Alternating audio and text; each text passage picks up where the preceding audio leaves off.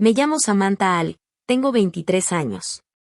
Mientras a mi hermano le pagaron toda la universidad, le regalaron un auto nuevo y hasta le dieron las llaves de un departamento en el centro.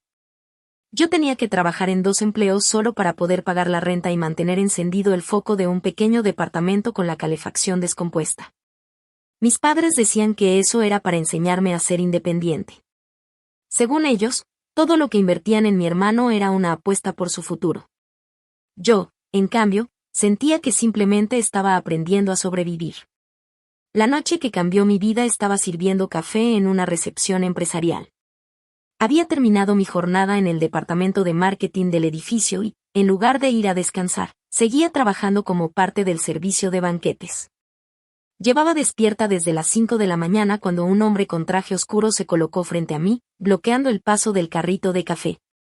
Primero observó el gafete con mi nombre y luego me miró fijamente, como si hubiera pasado años buscándome. ¿Alguna vez te pidieron firmar unos documentos fiscales de la familia?, preguntó. Sentí que el tiempo se detenía.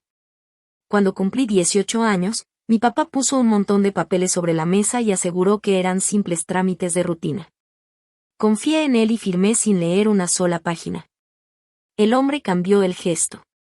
Sacó un documento de su portafolio y me mostró una hoja con el sello de mi abuelo, mi nombre completo y una cifra tan grande que hizo temblar mis manos. Antes de que pudiera leer el resto, volvió a guardarla. Nunca te dijeron quién era el verdadero heredero, ¿verdad? Quise reírme. También pensé en decirle que estaba inventando todo. Pero, en lugar de eso, recordé cada recibo que mis padres decían no poder ayudarme a pagar y todos los regalos costosos que, curiosamente, siempre encontraban la forma de comprarle a mi hermano. El desconocido me entregó un sobre perfectamente sellado y me pidió que no enfrentara a nadie por el momento. 3 días después, mis padres me llamaron desesperados. Por favor, regresa a casa. Te necesitamos. Pero para entonces ya era demasiado tarde. Antes de contarte qué había dentro de ese sobre, cuéntame cómo está el clima donde vives en este momento. ¿Va con tu estado de ánimo hoy? Me da curiosidad saber hasta dónde llega esta historia y quién la está escuchando. Durante muchos años pensé que la diferencia entre mi hermano y yo era culpa mía. Mi padre, John, solía repetir que Eisen había nacido para lograr cosas importantes, mientras que mi madre, Susan, decía que yo era práctica, responsable y que era menos probable que desperdiciara el dinero. Cuando era niña, esas palabras incluso sonaban como un cumplido. Con el tiempo entendí que, en realidad, significaban algo muy distinto. Eisen siempre tuvo permiso para soñar. A mí, en cambio, me tocaba cargar con las consecuencias. Cuando tenía 16 años gané un concurso regional de negocios y regresé a casa orgullosa, sosteniendo un reconocimiento que había limpiado con la manga de mi chamarra para que brillara. Mis padres apenas le prestaron atención. Ese mismo día, Eisen había quedado en la lista de reserva de un equipo universitario de fútbol. Toda la emoción de la casa giró alrededor de él. Esa noche pidieron su comida favorita para celebrar, mientras mi reconocimiento terminó olvidado en un cajón de la cocina. A los 18 años recibí mi carta de aceptación en una universidad con un excelente programa de mercadotecnia. Pensé que, por fin, las cosas cambiarían. Pero mis padres me sentaron para decirme que la familia no podía apoyar económicamente a los dos.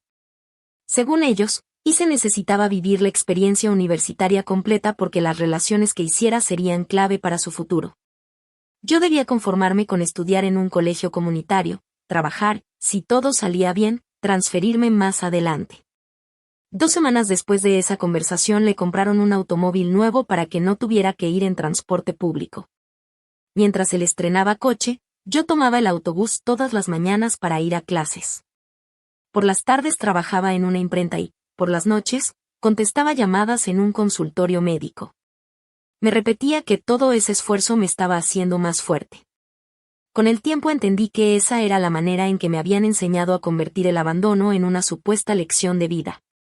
A los 23 años ya había terminado la carrera, conseguí un puesto junior en el área de mercadotecnia de Bellwether Media y, además, trabajaba 4 noches a la semana en la recepción de un hotel para completar mis ingresos. Mi sueldo apenas alcanzaba para pagar la renta, los préstamos estudiantiles, la despensa y esos gastos inesperados que nunca dejan de aparecer. Tenía solo 3 pares de zapatos para la oficina y sabía exactamente cuánto podía rendir un frasco de crema de cacahuate antes de tener que comprar otro. Isen, por su parte, abandonó la universidad antes de terminar el último semestre. Decía que la educación tradicional frenaba su creatividad y convenció a mis padres de invertir en una empresa tecnológica que todavía no tenía clientes y cuya única carta de presentación era un sitio web lleno de promesas. Ellos pagaron el anticipo de su departamento, cambiaron su primer automóvil por uno más nuevo y celebraban cada proyecto inconcluso como si fuera una prueba de su enorme talento. En las reuniones familiares, mi mamá me preguntaba con tono condescendiente si todavía seguía en ese trabajito de mercadotecnia. Mi papá insistía en que sonriera más si quería ascender. Mientras tanto, Isen hablaba de expandir su empresa a nivel internacional, aunque aún no hubiera cerrado una sola venta. Casi nunca discutía con ellos. Siempre que intentaba señalar la diferencia de trato, mi mamá soltaba un suspiro y decía: ¿por qué todo tiene que convertirse en una competencia contigo? Y al final era yo quien terminaba pidiendo perdón por mencionar una competencia que ellos mismos habían creado. La única persona que realmente tomó en serio mis aspiraciones fue mi abuelo materno, Samuel Whitmore. Él levantó Whitmore Industrial Holdings empezando con una sola bodega y, con los años, la convirtió en un grupo empresarial con centros logísticos, edificios corporativos y plantas de producción distribuidos en 3 estados. Cuando era niña, me dejaba sentarme a su lado mientras revisaba facturas y reportes. Nunca me habló como si yo fuera demasiado pequeña para entender los negocios, al contrario, siempre me hizo sentir que mis preguntas y mis ideas también tenían valor. Me hacía preguntas sobre todo lo que veía a mi alrededor, lo más importante, escuchaba con atención cada una de mis respuestas. El último verano antes de entrar a la universidad trabajé en uno de sus almacenes. Mientras observaba cómo se preparaban los pedidos, propuse un sistema sencillo de etiquetas por colores para organizar mejor los paquetes y reducir los errores. La idea dio tan buenos resultados que mi abuelo decidió implementarla en todas las instalaciones de la empresa. Días después recibí una nota escrita de su puño y letra. Decía: los buenos líderes son capaces de ver aquello que los demás dejaron de notar hace mucho tiempo. Guardé esas palabras como uno de mis mayores tesoros. Al año siguiente, mi abuelo falleció. Después del funeral, mis padres me explicaron que la herencia era un asunto muy complicado y que, por el momento, la empresa quedaría bajo una administración familiar provisional. A Isen le comentaron que, quizá en el futuro, tendría un puesto importante dentro del negocio. A mí solo me dijeron que me concentrara en mis estudios y dejara esos temas en manos de los adultos. Ese mismo día vi a mi tío Thomas, el hermano mayor de mi mamá, discutir con mis padres en el pasillo. La puerta estaba cerrada y apenas alcancé a escuchar algunas frases sueltas. Eso no era lo que él quería. Tienen una responsabilidad legal. Ella merece conocer la verdad. Una semana después, Thomas dejó de asistir a cualquier reunión familiar. Mi mamá aseguraba que se había resentido por el testamento. Mi papá decía que era una persona conflictiva, y Isen bromeaba diciendo que todas las familias con dinero tenían un pariente envidioso. Como no conocía otra versión de la historia, terminé creyéndoles. Meses más tarde recibí una invitación para asistir a una recepción corporativa organizada por Bellwether Media.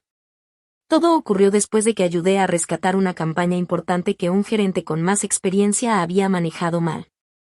Mi supervisora, Amy, insistió en que asistiera.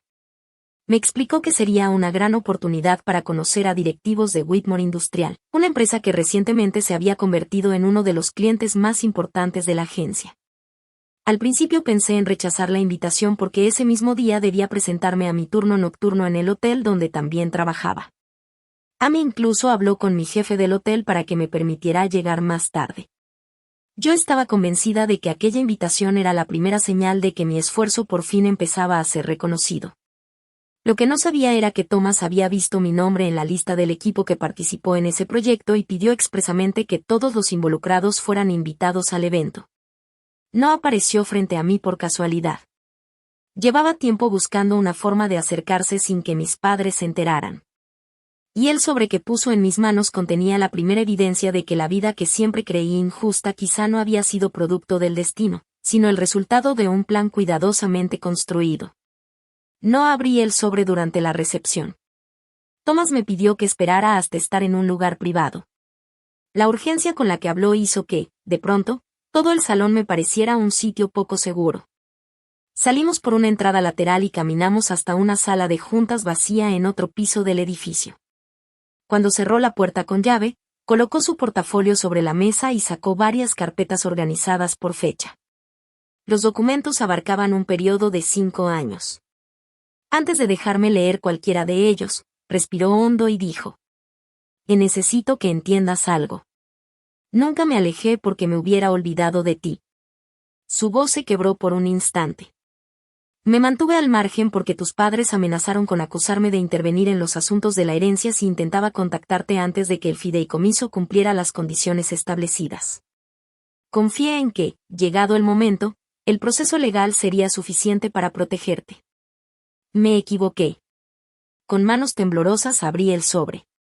El primer documento era una copia certificada de una parte del testamento de mi abuelo. Ahí aparecía claramente mi nombre como la principal beneficiaria del fideicomiso legado Whitmore. Según ese documento, al cumplir 23 años debía recibir el control del 60% de las acciones con derecho a voto de Whitmore Industrial Holdings, además de los ingresos generados por 3 propiedades comerciales. Hasta que llegara esa fecha, mis padres habían sido designados como administradores temporales del fideicomiso. Su única responsabilidad era utilizar esos recursos para cubrir mi educación, mi salud y mis gastos razonables de manutención. Eason aparecía en una cláusula distinta. Él solo recibiría una cantidad de dinero al cumplir 25 años, siempre y cuando terminara una carrera universitaria o demostrara 5 años de trabajo de tiempo completo. No había cumplido ninguna de las 2 condiciones. Leí esas páginas una y otra vez. Mi mente se negaba a aceptar lo que estaba viendo. Aquí dice que ellos debían pagar todos mis estudios, murmuré casi sin voz. Thomas no respondió de inmediato. En lugar de hacerlo, deslizó hacia mí un estado de cuenta. Mostraba movimientos realizados desde mi fideicomiso exactamente durante los mismos años en que mis padres insistían en que no tenían dinero para pagar mi universidad. Las descripciones parecían normales: apoyo educativo, vivienda del beneficiario, transporte y desarrollo profesional. Pero había un problema. Ni las direcciones ni las cuentas bancarias correspondían a las mías. Uno de los pagos coincidía con el costo del primer automóvil que recibió Eason. Otro tenía prácticamente el mismo monto que el anticipo de su departamento. También aparecían varias transferencias enviadas a la empresa registrada con el nombre de su supuesto emprendimiento tecnológico. En apenas 5 años habían salido más de $200,000 de mi fideicomiso. Sentí que las manos se me entumecían. Y tal vez, son gastos familiares, dije, aferrándome a la esperanza de que existiera una explicación. Thomas negó lentamente con la cabeza. No. El fideicomiso nunca autorizó cubrir gastos de la familia. Ese dinero solo podía utilizarse para ti. Después colocó frente a mí copias de los avisos anuales que, según los registros, me habían enviado durante años. Jamás había vivido en la dirección que aparecía ahí. Lo peor fue descubrir que todos esos documentos figuraban como recibidos con una firma que llevaba mi nombre. Entonces sacó otro expediente. Era el mismo paquete de papeles que mi padre me pidió firmar cuando cumplí 18 años. La primera hoja era exactamente la que yo recordaba. Una autorización fiscal completamente normal. Pero debajo, en una copia que nunca había visto, aparecía otro documento. Era una declaración donde supuestamente reconocía haber recibido toda la información relacionada con el fideicomiso y aceptaba cada uno de los retiros realizados en mi nombre. Al final estaba mi firma. La firma del testigo pertenecía a mi madre. Yo nunca vi esta hoja, dije sin apartar la vista del papel. Solo firmé un montón de documentos porque mi papá tapaba las páginas y me iba indicando dónde poner la firma. Thomas asintió con seriedad. Eso confirma lo que llevaba años sospechando. Me explicó que durante mucho tiempo había solicitado auditorías independientes para revisar la administración del fideicomiso. Sin embargo, mis padres siempre encontraban la manera de retrasarlas, cambiaban de contadores y aprovechaban sus cargos dentro del Consejo Provisional de la empresa para limitar el acceso a la información financiera. 2 meses antes, cuando cumplí 23 años, el control de las acciones con derecho a voto debió transferirse automáticamente a mi nombre. Pero eso nunca ocurrió. En cambio, John presentó un documento asegurando que yo había rechazado participar activamente como propietaria y que prefería dejarlo a él como mi representante permanente. Lo más inquietante era que esa declaración también llevaba una firma con mi nombre. Solo que esa firma no era la mía. Aquella firma ni siquiera se parecía a la mía. En ese instante, la confusión desapareció y fue reemplazada por una rabia fría y perfectamente clara. Recordé todas las noches que pasé trabajando en la recepción del hotel, las comidas que me salté para ahorrar dinero y cada ocasión en la que mis padres me acusaron de ser una malagradecida. Entonces comprendí que mis dificultades no habían sido una simple consecuencia de su favoritismo hacia Isen. En realidad, habían utilizado el dinero que legalmente me pertenecía para financiar la vida que siempre le dieron a él.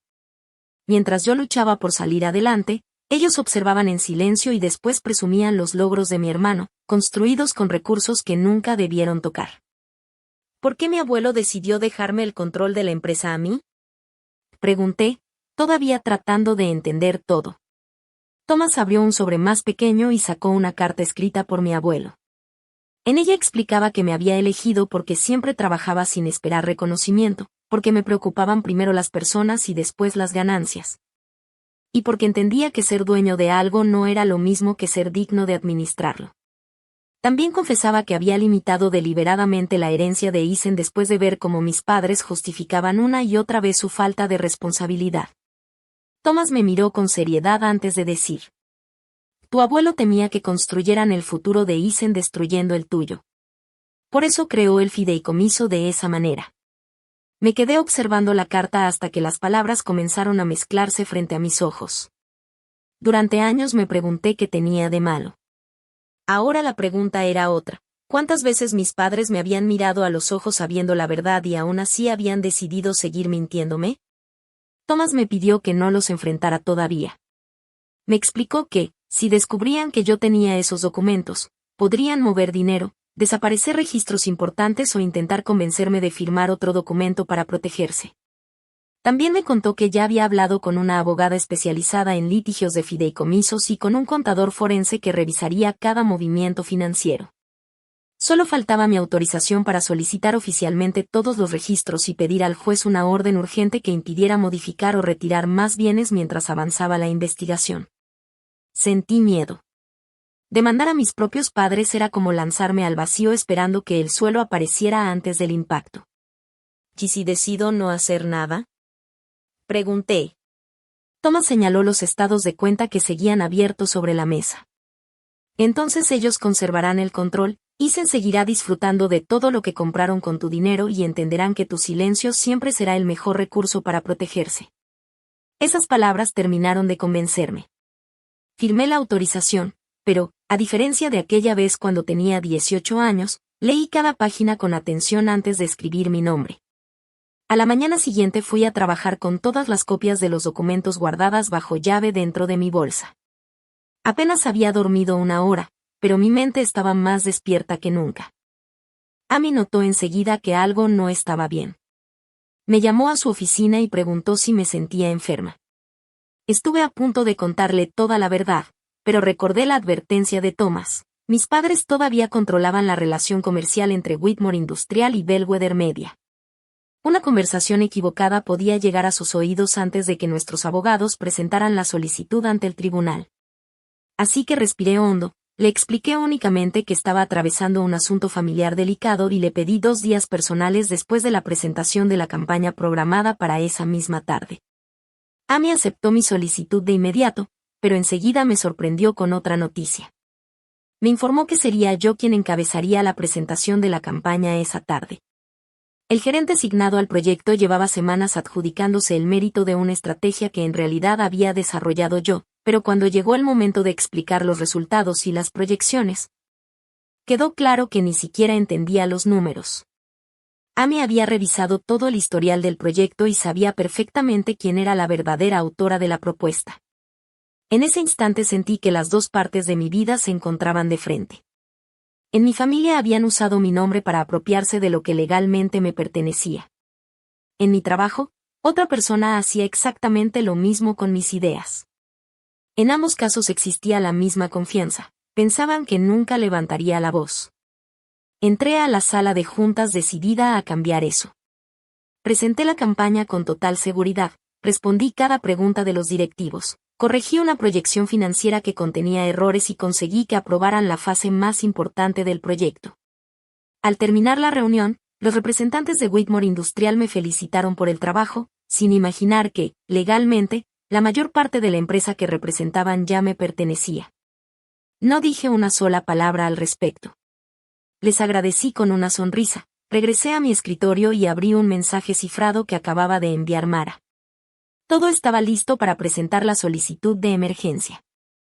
Esa misma tarde acudí a su despacho. Ahí me explicó, paso a paso, la estrategia legal. Solicitarían al juez que retirara temporalmente a mis padres de la administración del fideicomiso, congelara las cuentas involucradas, invalidara el poder que habían registrado utilizando mi nombre y ordenara una auditoría completa de cada movimiento realizado con el dinero del patrimonio. En cuanto el tribunal aprobara esas medidas, Thomas, quien figuraba como administrador sustituto y miembro del consejo de la empresa, convocaría una reunión extraordinaria para informar oficialmente a los demás directivos. Daniel, el contador forense, ya había logrado seguir el rastro de varias transferencias.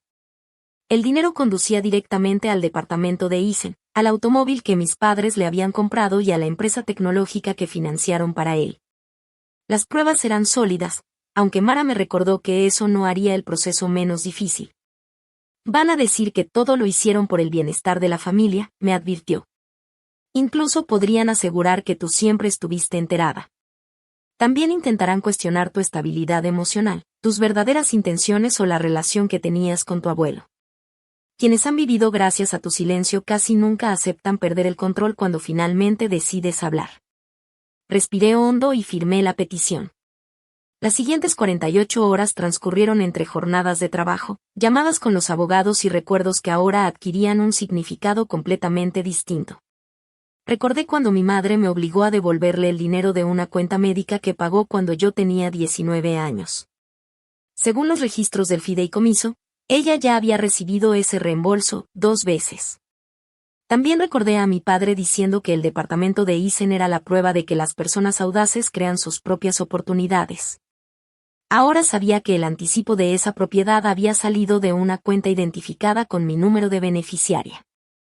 Incluso recordé el día en que Eisen se burló de mí porque rechacé un viaje de fin de semana para no perder un turno en el hotel. Lo más doloroso fue descubrir que aquella invitación la había hecho desde el balcón de un departamento que, sin saberlo, había sido comprado con mi propio dinero. Al tercer día llegó la resolución que tanto esperábamos. El juez concedió la medida cautelar. Mis padres fueron retirados temporalmente del control del fideicomiso mientras continuaba el proceso judicial. El poder registrado a mi nombre quedó suspendido y el departamento jurídico de Whitmore Industrial recibió la orden de conservar intactos todos los documentos y registros relacionados con la administración del patrimonio. La cuenta bancaria de la empresa de Eisen, que había recibido parte del dinero en disputa, también quedó bajo restricciones. A partir de ese momento no podía realizar transferencias que excedieran los gastos normales de operación. Apenas se notificó la resolución judicial, todo comenzó a moverse con rapidez. A las 10:14 de la mañana llamó mi padre. 2 minutos después llamó mi madre. A las 10:18 recibí un mensaje de Eisen preguntando qué había hecho. Me quedé observando la pantalla mientras el teléfono vibraba una y otra vez, hasta que finalmente dejó de sonar. Minutos después entró una llamada desde el teléfono fijo de la casa. Contesté con el altavoz activado mientras Mara permanecía sentada frente a mí. Mi madre lloraba. Mi padre hablaba con una voz tan tensa que parecía contener la rabia a la fuerza. Por favor, regresa a casa. Te necesitamos. No hubo disculpas. No preguntaron qué sabía ni cómo había descubierto la verdad. Solo había desesperación. ¿Para qué quieren que vaya? Pregunté. Del otro lado reinó el silencio durante unos segundos. Finalmente, mi madre explicó que las cuentas de la empresa estaban bloqueadas, que el consejo de administración había comenzado a hacer preguntas y que había unos documentos pendientes que necesitaban mi firma. Aunque ya conocía la respuesta, pregunté de qué documentos se trataba. Mi padre tomó el teléfono. Solo es una autorización temporal. Todo esto ya llegó demasiado lejos, Samantha. Ven a casa, firma los papeles y resolveremos este asunto entre nosotros. Volteé a ver a Mara. Ella simplemente negó con la cabeza. Yo pasé 5 años resolviendo mis problemas en silencio, respondí con calma. Mientras tanto, ustedes pasaron esos mismos 5 años gastando el dinero que era mío. La voz de mi padre cambió de inmediato.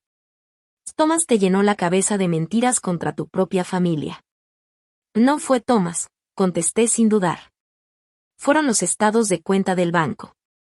Mi madre comenzó a suplicarme que no los avergonzara. De fondo se escuchaba a Aizen gritando que su empresa podía venirse abajo. Por un instante sentí el viejo impulso de tranquilizarlos, de resolverles el problema y volver a hacerme pequeña para que todos estuvieran cómodos.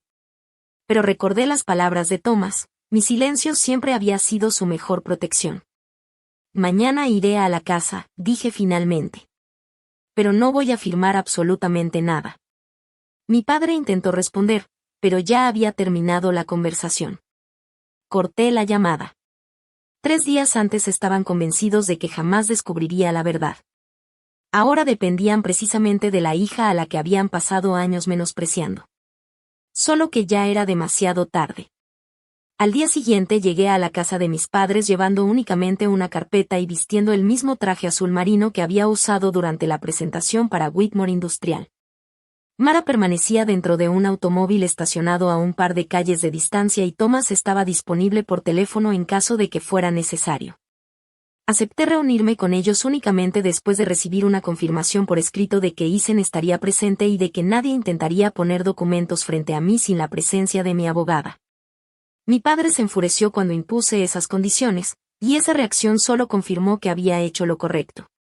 La casa lucía prácticamente igual que cuando era niña. La mesa del comedor seguía perfectamente pulida bajo la misma lámpara de latón. La única diferencia era el montón de notificaciones legales que descansaban junto al lugar donde se sentaba mi padre. En cuanto entré, mi madre intentó abrazarme, pero di un paso hacia un lado antes de que pudiera tocarme. Aizen permanecía sentado con los brazos cruzados. Llevaba puesto el reloj que mis padres le regalaron cuando su empresa recibió la primera inversión familiar. Ahora sabía que aquel dinero había salido íntegramente de mi fideicomiso. Tomé asiento frente a ellos, abrí la carpeta y rompí el silencio. Ya basta de fingir que todo esto fue un simple malentendido. Después coloqué sobre la mesa 3 estados de cuenta bancarios que cambiaban por completo la historia que ellos habían contado durante años.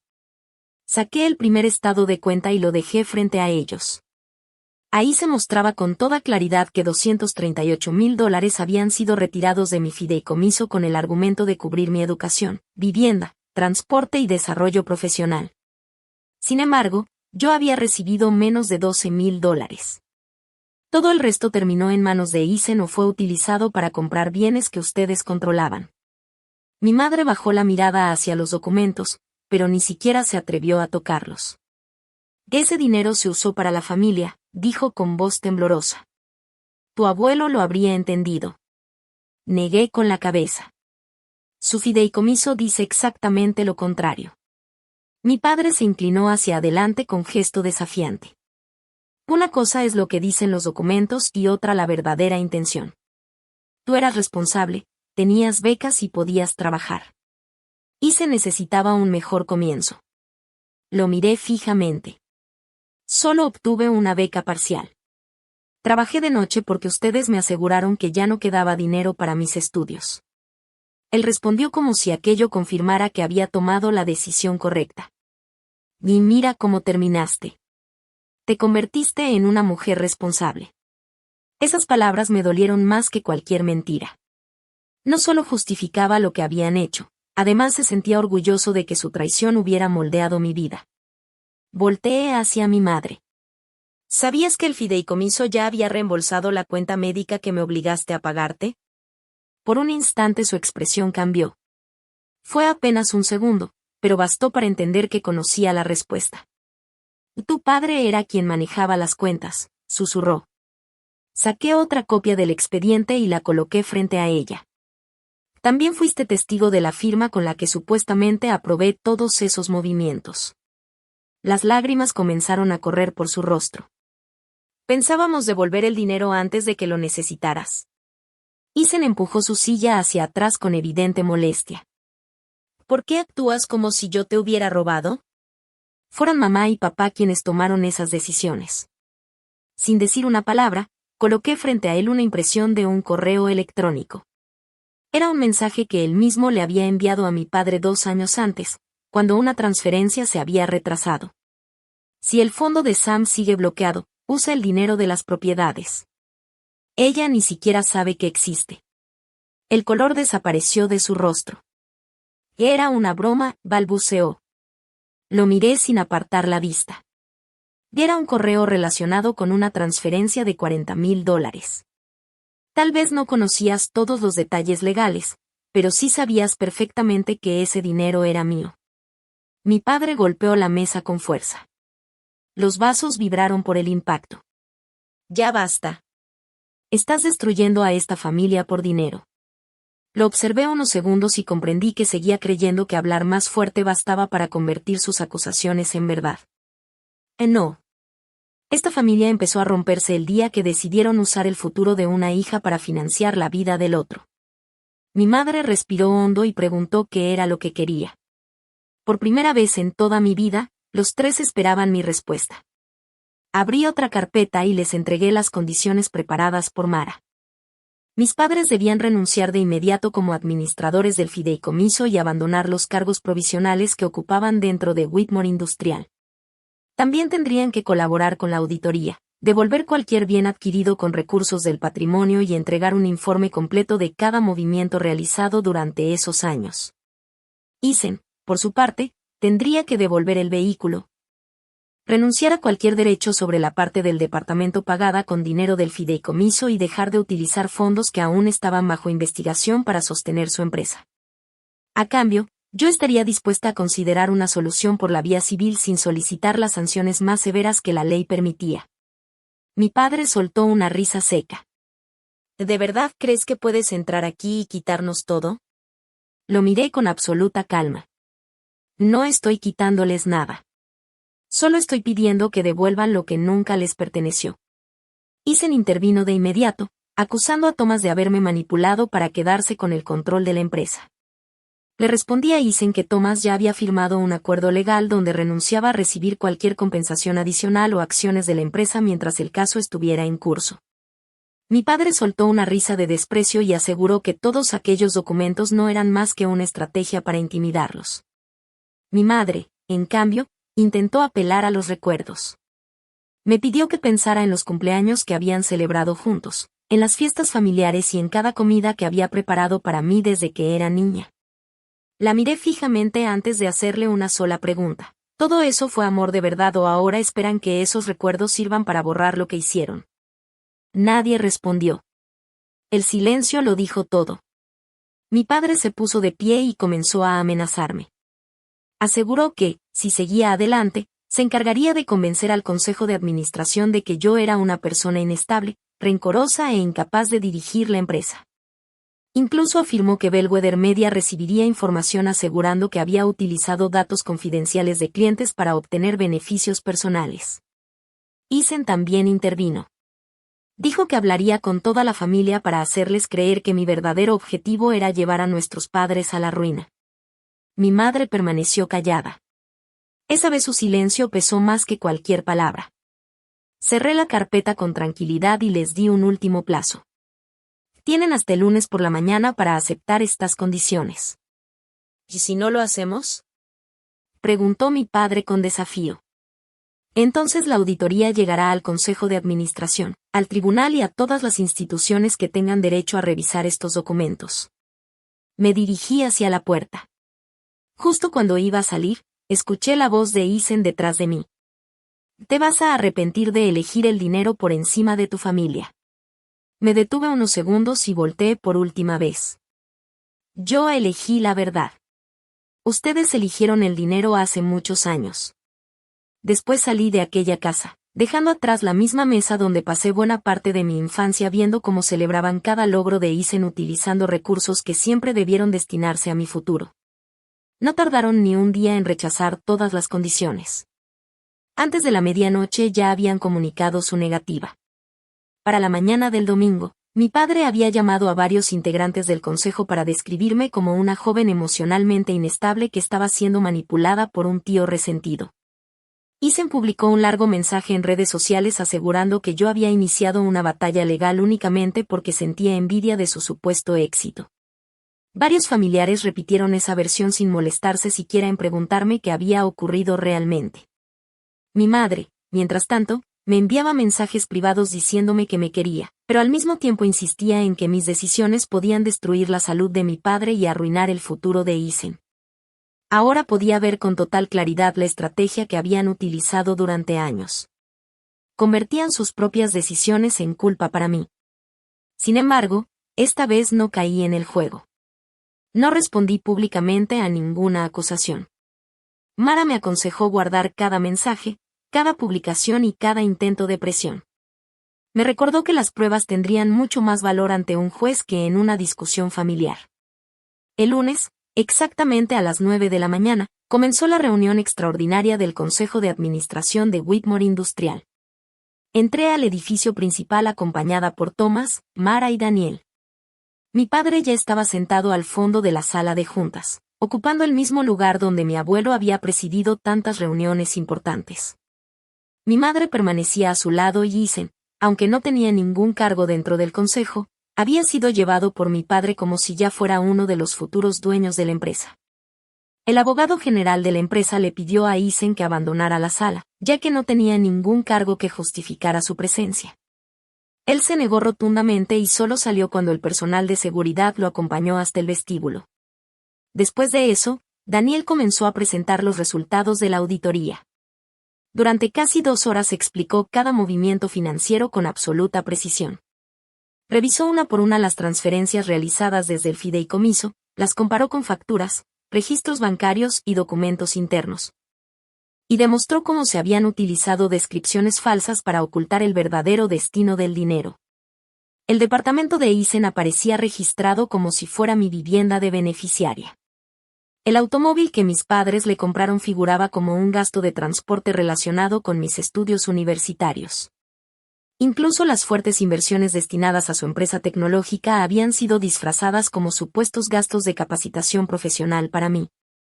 Las autorizaciones de esos movimientos llevaban la firma de mi padre, mientras que la mayoría también estaban respaldadas con la de mi madre.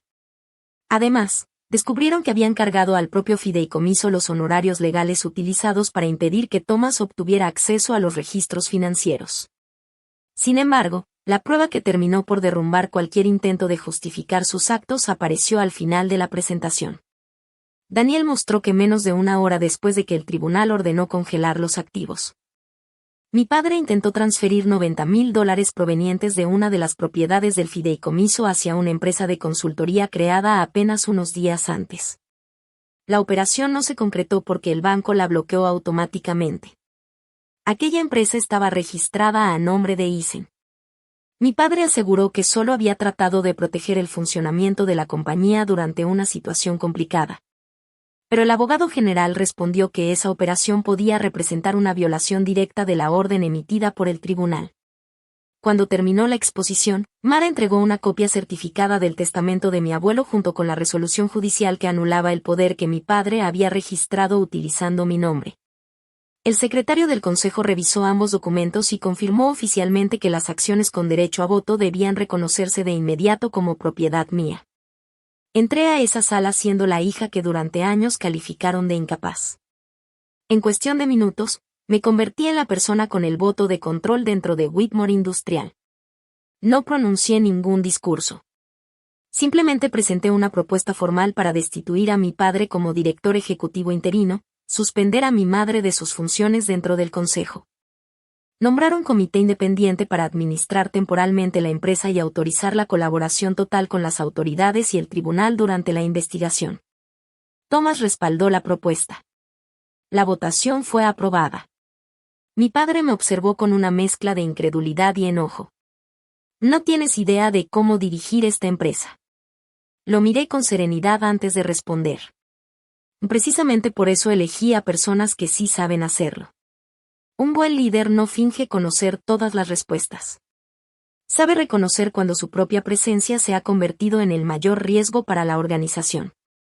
2 semanas después se celebró la audiencia definitiva. El juez confirmó todas las medidas adoptadas y las consecuencias dejaron de ser temporales. Mis padres fueron removidos oficialmente como administradores del fideicomiso por incumplir sus obligaciones legales y recibieron la orden de devolver el dinero desviado, cubrir las pérdidas ocasionadas por las inversiones afectadas y asumir los gastos derivados del proceso judicial. También se impusieron gravámenes sobre su casa de descanso y varias de sus cuentas de inversión para garantizar el cumplimiento de la sentencia. Respecto al departamento de Eisen, el tribunal ordenó venderlo si no devolvía en un plazo de 60 días la parte que había sido financiada con recursos del fideicomiso. Nunca consiguió reunir ese dinero. También tuvo que entregar el automóvil que había recibido y su empresa perdió el acceso a los recursos que la mantenían funcionando. Una revisión independiente confirmó que el negocio apenas generaba ingresos reales y que dependía casi por completo del dinero que había salido ilegalmente de mi patrimonio. Para evitar que personas inocentes pagaran las consecuencias de ese fraude, 3 empleados fueron reubicados en puestos legítimos dentro de Whitmore Industrial. Poco tiempo después, la empresa de Eisen cerró definitivamente.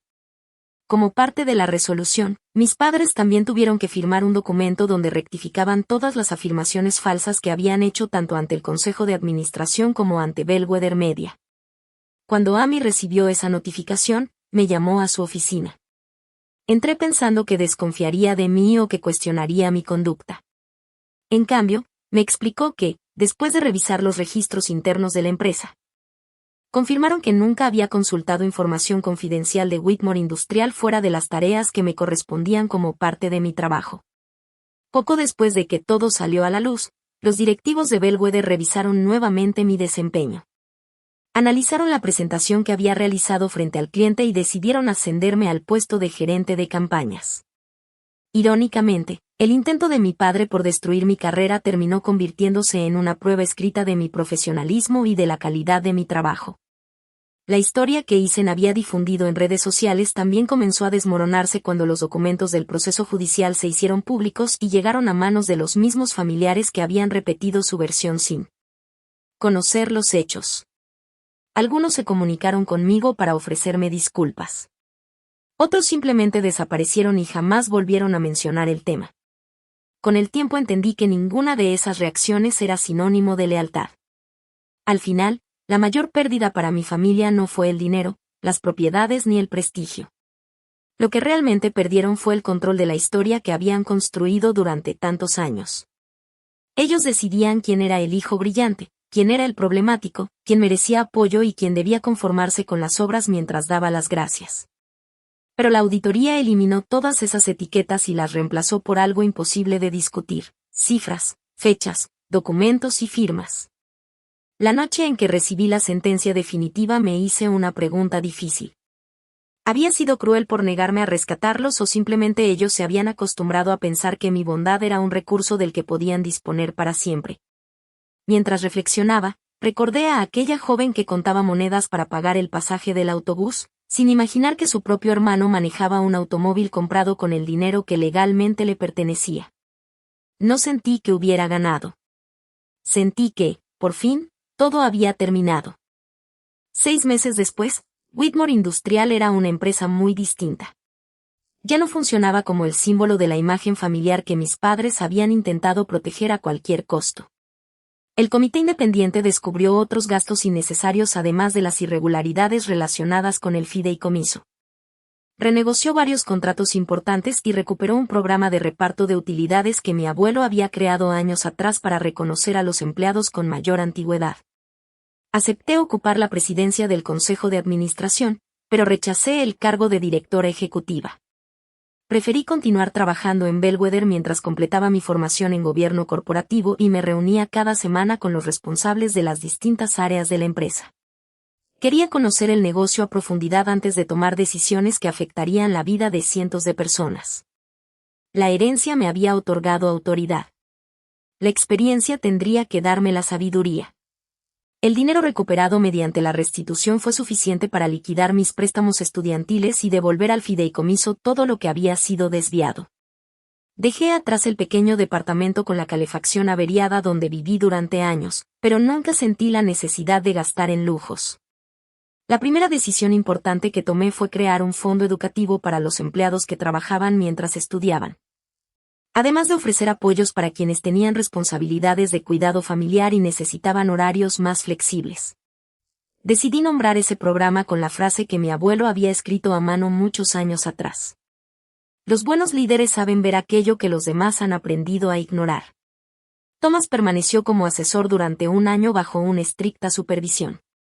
Nunca pidió acciones, dinero ni reconocimiento público. Con el paso del tiempo me confesó que él también había cargado con sentimientos de culpa. Había intentado enfrentar a mis padres por las vías legales, pero cuando bloquearon todos sus esfuerzos permitió que la distancia se convirtiera en una excusa para mantenerse alejado. Nunca fingí que su regreso pudiera borrar los años en los que estuvo ausente. Sin embargo, cuando apareció no llegó con promesas ni explicaciones vacías. Llegó con pruebas. Y fue precisamente esa diferencia la que permitió que, poco a poco, comenzara a reconstruirse la confianza entre nosotros. Después de que se hicieron efectivos los gravámenes ordenados por el tribunal, mis padres tuvieron que abandonar la casa donde habían vivido durante años. Se mudaron a una vivienda mucho más pequeña y empezaron una nueva etapa dependiendo únicamente de ingresos que no provenían del fideicomiso. Mis padres nunca terminaron en la calle, a pesar de todas las predicciones dramáticas de Eisen. Lo único que perdieron fue el estilo de vida que habían sostenido durante años con un dinero que jamás les perteneció. Tuvieron que adaptarse a vivir únicamente con los recursos que realmente eran suyos. Mi padre me envió 3 cartas. En la primera culpaba a Thomas de todo lo ocurrido. En la segunda aseguraba que la presión de administrar a la familia lo había llevado a tomar malas decisiones. La tercera fue la única que contenía una frase que sonó sincera. Siempre supe que ese dinero era tuyo, pero estaba convencido de que yo tenía derecho a decidir quién lo necesitaba más.